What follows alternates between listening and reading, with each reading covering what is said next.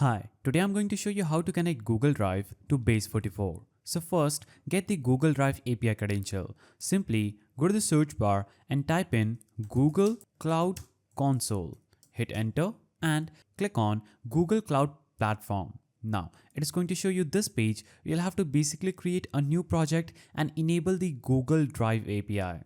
So first go to settings and enable the two-step verification, or you can just create a new project and enable the Google Drive API. So search for Google Drive API, click on Google Drive API, hit enter and click on enable. Now choose try this API. You may need credentials, so click on create credentials. So basically create a new project and enable the Google Drive API. Then generate OAuth 2.0 client ID credential and download the JSON file. After you do that, you'll have to simply configure the OAuth consent screen.